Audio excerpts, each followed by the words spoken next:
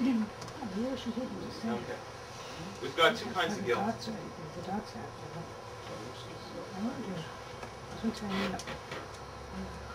One is guilt over what you've done. The other is shame. Feeling bad about who I am, who you are. Keep hitting, I think there's more. Now, in the lexicon that we've been using, guilt refers to our actions, or is related to our actions. Those would be the three garments: thought, speech, and action. You realize you've let yourself down, you've let someone else down in the way you behaved in one of these ways.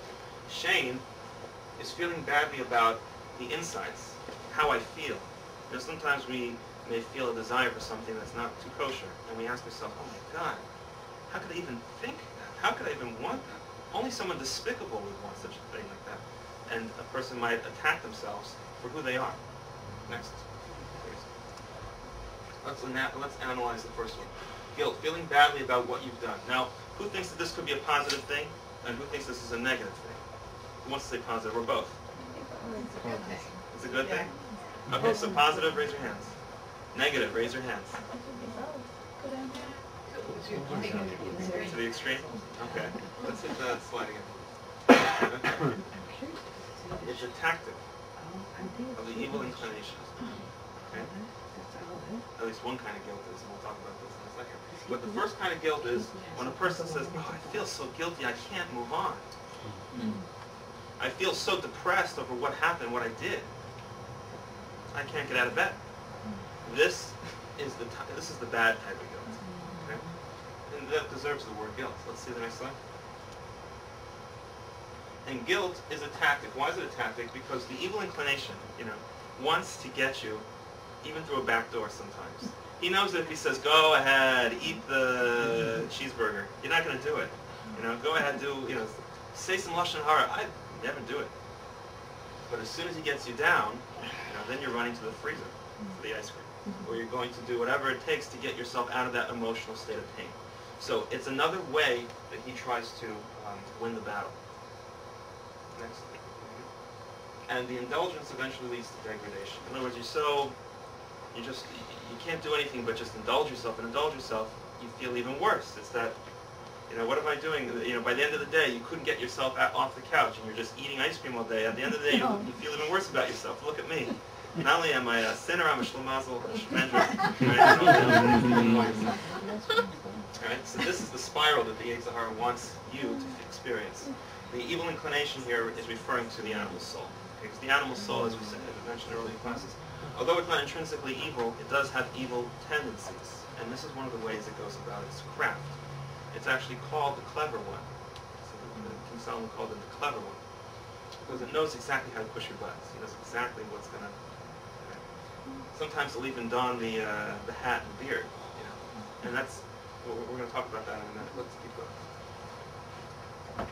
All right, so there's the cycle. Okay. Next. Okay.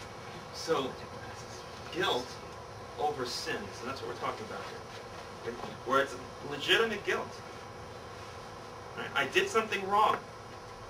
I'm not exacerbating the situation. I did something terrible. I did. I know it. Isn't that part of tshuva? Right, and that's what we're going to talk about in a minute. That's the positive guilt. But right now we're talking about a guilt that just brings you down. How do you know that this is the wrong kind of guilt? Well, you know what? It's making you weaker, like you're going to be prone to Exactly. do it again. Exactly. By being able to anticipate where it's leading you.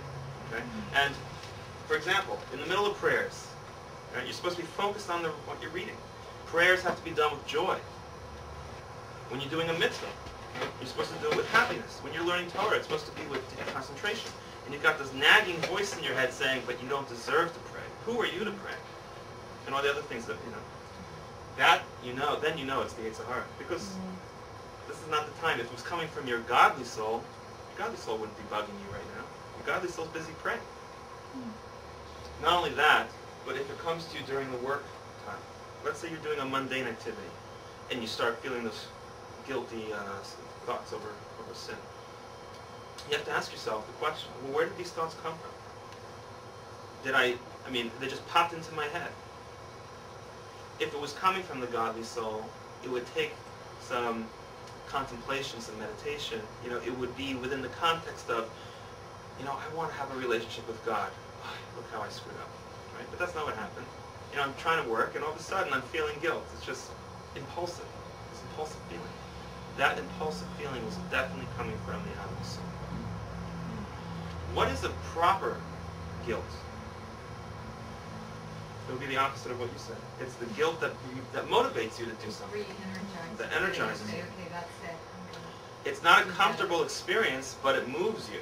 It's like, when taxes are coming and you don't want to do it, but as you get closer and closer, you feel the anxiety, and you have to do it because you can't sleep, right? Or when you feel that you did let yourself down, but you're not feeling guilt, you're feeling dissatisfaction. Dissatisfaction is a more it's a tempered form of guilt.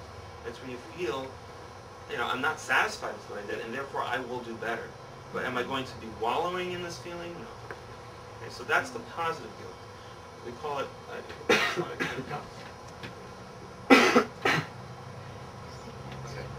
let me just say this and then I'll talk about that. So the positive guilt is really a sense of bitterness over what you did that motivates you to improve. Now, what we have here is limiting guilt.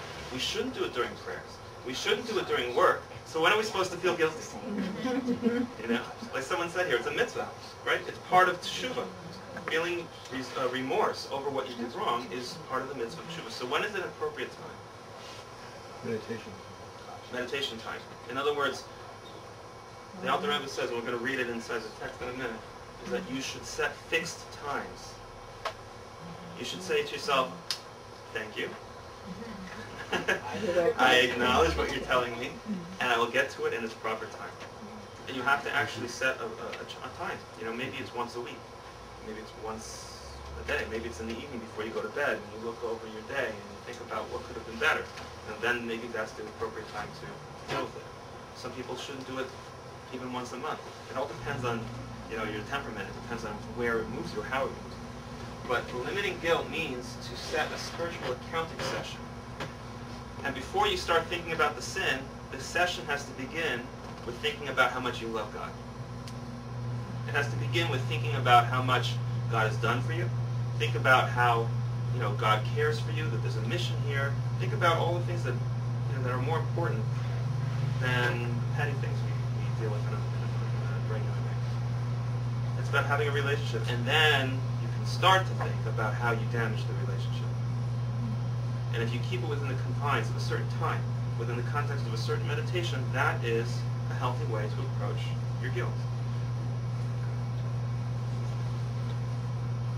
Okay, let's go to the next slide. And can status be positive? Yes. We're talking about depression versus dissatisfaction. Let's take a look at text 3. We're on page. Yeah. I just want to talk a little bit about this, Rabbi, because I've done a lot of thinking about guilt and what is guilt and this kind of thing. And I come up with an approach that I think is pretty good.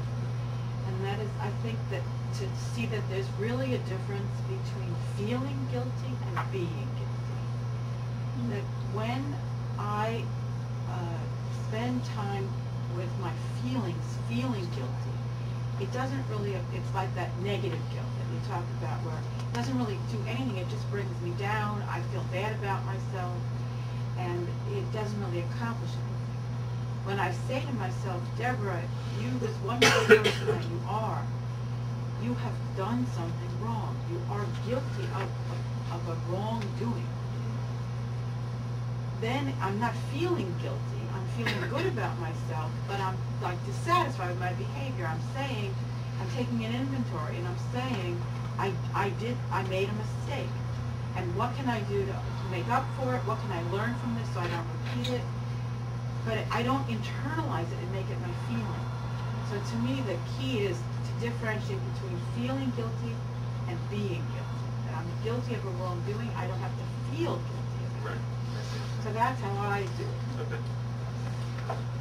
What's interesting is this concept of having the evil inclination. It helps a person sort of detach